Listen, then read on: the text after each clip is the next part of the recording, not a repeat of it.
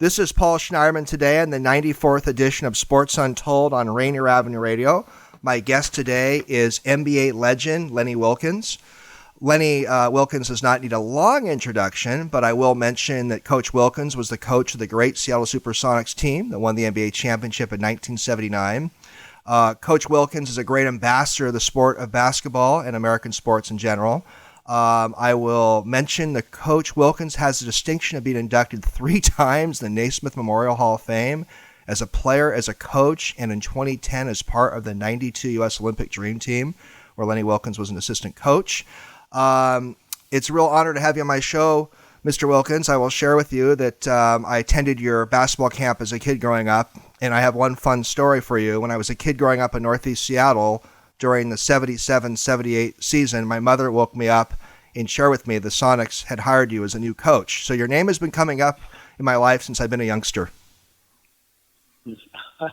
Well, that was a while ago, and it has to be a great memory for you. It certainly was for me. I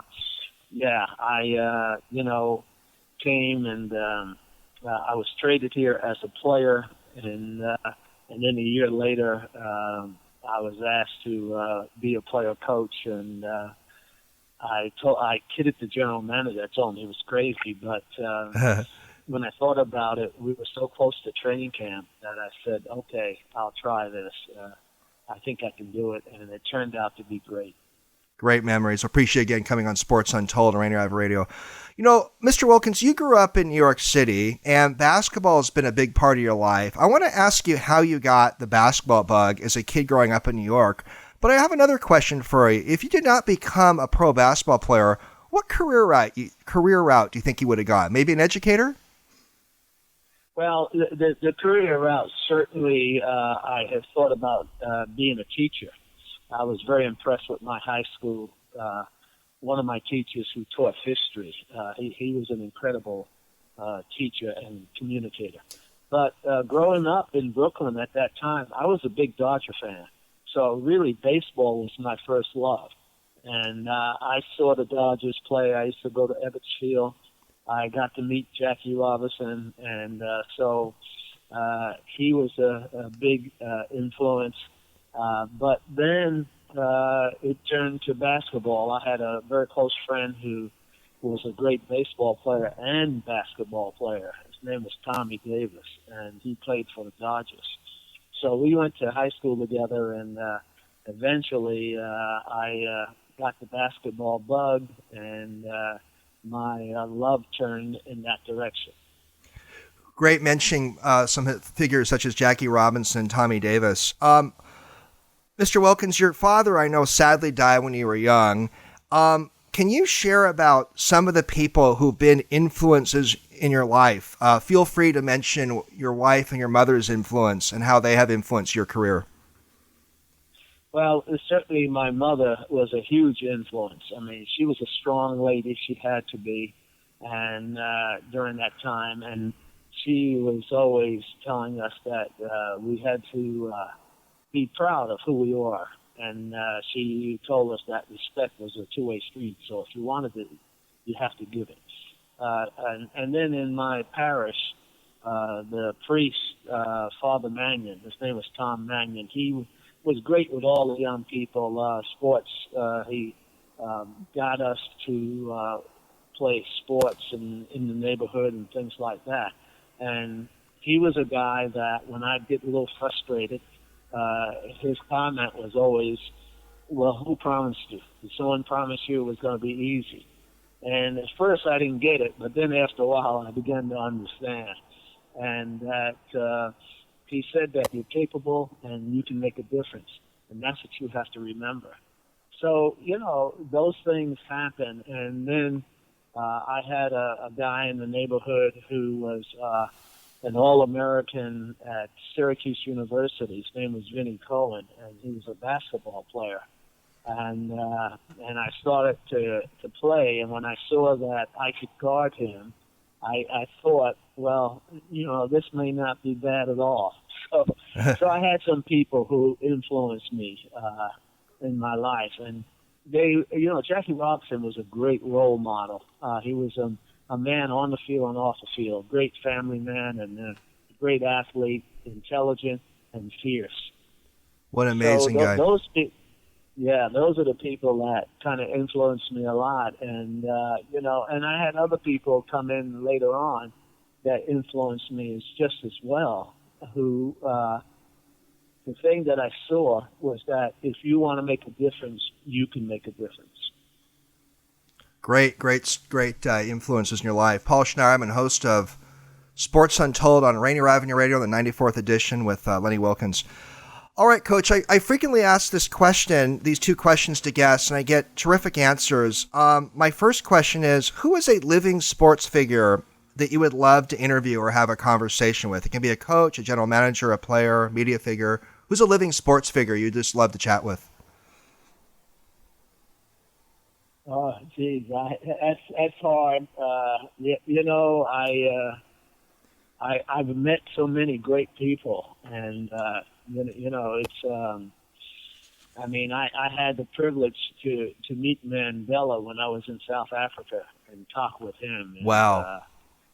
I got to know Joe Biden when he was Obama's vice president, and now here he is president. So I don't know. I think that I enjoy people, and whether there's someone now, I'm sure there is, but off the top of my head, I couldn't tell you. I understand. Well, Nelson Mandela and Joe Biden are pretty big people to get to know. Who's a deceased sports figure in history that you would have loved to have interviewed or had a conversation with?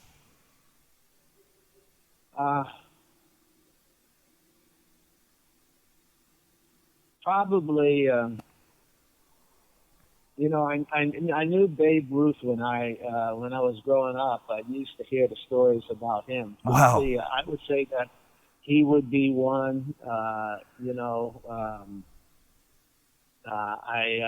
did get to meet Billy Mills, who reminded me of Jim Thorpe. Those histories I learned about as I started to grow and mature, and so those are people that I think would have been very interesting to know and meet. For sure. Not too many people living today knew Babe Ruth, Coach. That's pretty incredible that you spent some time with him. That's really something. Coach, as I mentioned in the introduction, you took over the Sonics during the 77-78 season when the team started 5-17, and the team ended up making the NBA championship. And some people believe it was one of the biggest turnarounds of any pro sports team in history. Although the 78 team did not beat the Bullets in the championship, can a case be made that 77-78 season is almost more fascinating than the 78-79 NBA championship season? Well, I would say it's just as fascinating because people, had given up on the Sonics. They got off to a terrible start. They were 5-17, and I was very blessed in when I took over the team to be able to turn it around. And I had influenced some of the trades. I was in the front office at the time that season, and the team, they were going to trade Fred Brown, and I blocked that trade. I said it wasn't a good trade, and I thought that we should keep him. I was able to acquire Gus Williams for a second-round pick. I picked up John Johnson also. We traded for him a second-round pick. And then when I was able to take over, I talked to the team and told them, what my plans were, how I felt, we could be good, and I wanted them to buy in, and they did. They bought into my thinking, and we won 10 straight, and then we won 16 out of 17 games. And I tell you, it was wild and crazy, and we got to the playoffs, and the Washington Bullets beat us. They were a great team, but we had a play in the game that really hurt us toward the end, and they won. And give them credit. but we came back the next year believing we could win. And so it was a marvelous time, and I just remember it so well. Incredible times. I remember it as well as a little kid. Coach, is that 77-78 Sonics team, although you did not win the championship that year, is that one of the teams that you're most proud of that you coached? Oh, no question about it. No question about it. I think neither team got the credit they should get, for what we accomplished. Guys were unselfish. We played defense. We played offense. We moved the ball. They did a wonderful job. A lot of great era. Coach, in your career, you've been a general manager, you were a coach, NBA coach, you did so many things, but you never were a college coach. Is there a side of you that ever wish you had coached college basketball? Well, it's just how things happen.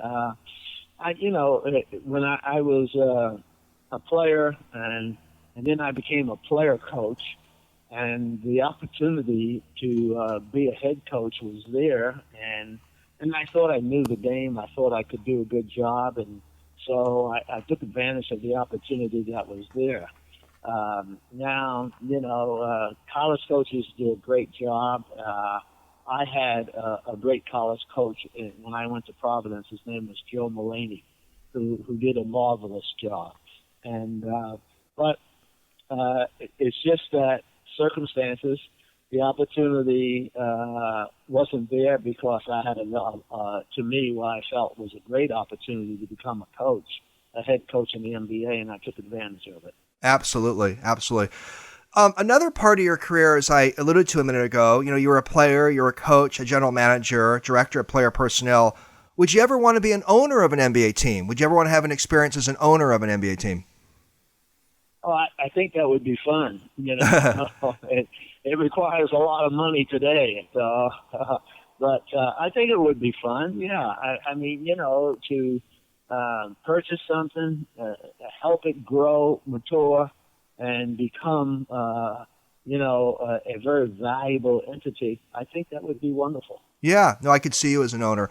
So there was a gentleman who I did not know well, but we met several times. And I know that you knew Walter Schoenfeld, and Walter was a part owner of the Sonics, and I believe he was a friend of yours. And Walter has a story involving you. I may not be telling it completely correctly, but I still want to get your thoughts on it. And there was a story where apparently Walter took you aside when you were a coach and suggested that a particular player be on the roster, but then you made a decision that the player would not be on the roster.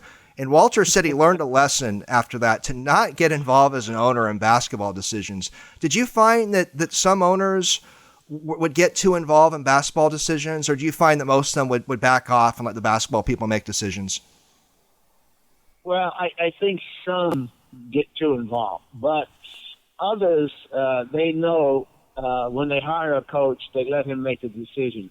And Walter, I remember that story, and it was funny, because he thought, he kind of made a suggestion, and then I went the opposite way. But we were great friends, because I used to have lunch with him a lot. I used to go sit in his office, talk with him. Walter was a very, very bright man, and I miss him to this day. He was a wonderful owner, a wonderful family man, and I got to know his family really well. But when you think about Walter, the guy was very bright, and business-wise, he took advantage of the opportunities that he had, and it was just someone that I grew to respect quite a bit. He was a nice man, Mr. Schoenfeld, and I just always got a kick out of that story that he shared, that he learned. I better not get involved in basketball decisions. Paul Schneiderman here on the 94th edition of Sports and Stuff on Rainier Avenue Radio with Lenny Wilkins. Coach, there's a lot of talk right now about the NBA expanding, and you and I certainly want Seattle to have an NBA team again. If you had the powers to decide the franchise, the city that would come in with Seattle, which city would you pick to be the 32nd franchise if Seattle is the 31st franchise? They talk about Las Vegas, and certainly there's a lot of people in and out of Vegas. So I don't know how it would do with saying having hometown fans, but certainly they would support a franchise. Other than that, the only city that I really care about is Seattle. I want to see us get a franchise back here. I think that we have great sports fans in this town, and I think there's still a tremendous amount of Sonic fans here. So I think it would be successful if we were able to get a franchise. I completely agree. You played for the St. Louis Hawks. Do you think St. Louis could have a case one day to get a franchise back? Well, I haven't lived in St. Louis since I left there, and so I don't know what the city's like. I haven't been back. I haven't had a reason to go back and see. But at the time, they did support the Hawks, and you have to give them credit for that. Gotcha. You played about 8 years, I think, for the Hawks. I played 8 years for the Hawks, yes. Yeah. Mm-hmm. You played, most of the teams you played for, Seattle, Portland, Cleveland, St. Louis. I hope I have the teams correct that you played for. They were more smaller, medium market NBA cities. Is there a side of you that wish you played in a big market like Los Angeles or New York? Not really. I grew up in New York, and listen, every time we went back, I enjoyed playing at Madison Square Garden, at the time. But no, I don't miss it. It's because when you're have an NBA schedule, you get to visit that city anyway. Sure. So even though we still have friends back east and some relatives, I think the Northwest is the best place I've been. Pretty part of the world we live in. Coach, you mentioned that you were a player coach, and I think you were one of the last player coaches in the NBA. My question for you, were the dynamics hard as a player coach when you're playing with guys that you're coaching? And do you ever think the player coach concept could ever come back? No, I don't think it'll come back. That's one of the things I began to realize toward the end of my playing coach days, was that I was going to have to spend more time teaching, explaining, showing, because the players were coming younger. They weren't doing college anymore. And if they did, they had maybe 1 year of college ball. So there's a lot more that has to be done. And I don't think that a player coach could do that today and also be effective himself as a player. We also, like in baseball, there used to be player managers. We don't find that a whole lot in other sports either, do we? No, we don't. Yeah. No, I don't think we will. Coach, you played in the NBA for so many years, and you entered the NBA. The Naismith Hall of Fame as a player and as a coach. Can you mention a challenging episode you had in your years as a player? Anything stand out when you look back that was a very challenging episode? Well, it's the thing I tell young coaches, that to be successful, preparation is so important. They have to prepare themselves. They have to know how to run a practice, how to cover things, and yet not wear their players out. So you have to be able to play defense. You have to teach young players how to defend against a screening roll, how to rotate, how to trap, and cover each other. So it takes a lot of work, and that's why I say there's no way you could be a player coach today, but just working on the fundamentals, how to be good, how to be successful, and helping the young players, seeing the talent that they have, and helping them mature and grow and develop. Those are all things that I enjoyed very much, and I think that's so important to the game. For sure. Seems like sometimes the fundamentals are kind of blown off to some extent. What was a challenging episode in your years as a coach? You coached for multiple franchises. Any episode stand out that was a challenging time for you as a coach? Well, there's always every now and then. I mean, I had a challenging time when I coached the Hawks. I had a player who couldn't make free throws, and even though we worked on him a lot, I had to take him out at the end of the game, and he was upset. He didn't like it, and he made it. He was a little demonstrative about it. So I talked to him, and I told him that I would work with him, but I wouldn't put up with his nonsense. So he apologized. He didn't want to be traded, and I told him, I said, okay, I'm going to give you another chance, and you don't have to put your foot over the line. You just have to put your toe on the line, and you're out of here. So it was a different experience, and he turned out to be one of my biggest supporters. So it turned out very well. Seems like the way you handled the players' problems, it ended up being beneficial for both of you long term. Well, communication is so important. Even young people today, we've got to communicate. We've got to talk to one another. We've got to be able to find out what we think, how we can be better at what we do, things like that.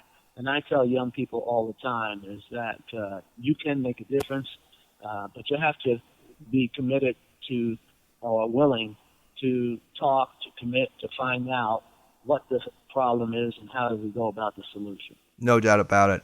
Well, if you got a few more minutes, Coach, I got a few more questions for you. The idea of an NBA franchise hiring a woman coach has been coming up a lot the last couple of years. Becky Hammon's name is a name who's been coming up as a possible head coach. Do you have any thoughts on this subject? Is there anything holding NBA franchises back from hiring a woman to be the head coach? And do you think we'll see a woman NBA coach in the near future? Well, I do think that we will see one in the near future. I mean, I think that women know the game as well as men. And I have a friend Nancy Lieberman, who I think knows the game as well as any man. And she's played the game. She understands the sport. So I think that that's something that we will see in the future. Yeah, it seems like it's heading in that direction. It's just interesting that Becky Hammon has apparently she's applied to be a coach of several franchises. Just hasn't happened yet. Coach, as I mentioned a couple times, you're a member of the Naismith Basketball Hall of Fame, and you've been under three criteria as a player, a coach, and as an Olympic contributor. Can you think of a player or somebody in the basketball community who's not in the Naismith Hall of Fame who you really feel strongly should be in?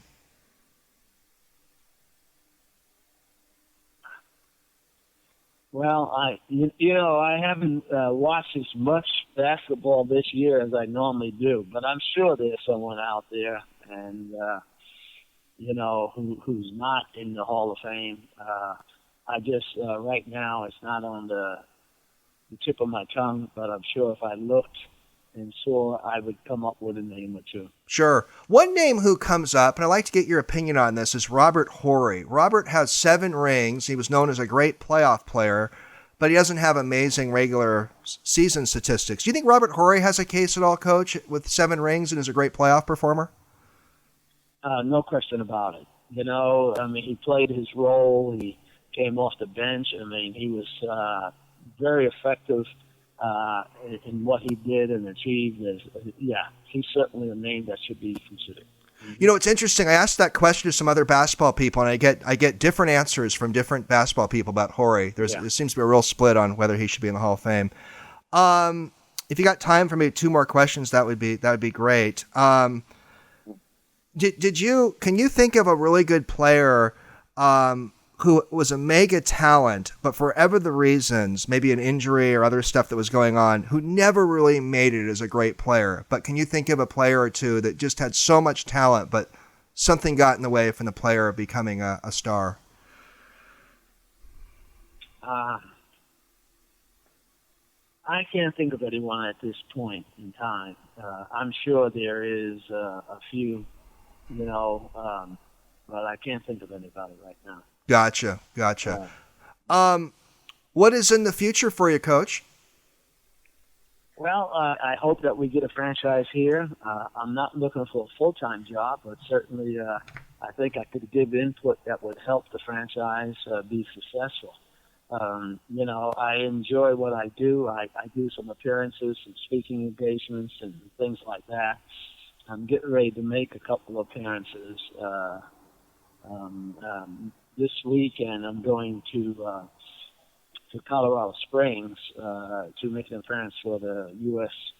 Olympic Committee, and then next week I'm going to go to Vegas. My assistant coach, Dick Helm, is getting the Coaches Association Award. The Tex Winner Award is for assistant coaches, and he was a tremendous coach as my assistant, and he's so deserving. So I'm going to be there to support him during the Summer League program. That's great. And you had a good title as Hawbaker, too, didn't you?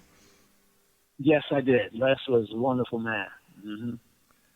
Well, Coach Wilkins, really appreciate you spending some time with me on Sports Untold on Rainier Avenue Radio. It's a real lot of fun to chat with you. We met several times over the years, and thank you so much for doing this. Well, thank you for having me. You take care. Look forward to seeing you again soon. Okay, you take care. Bye-bye. Thank you, Coach. Bye-bye.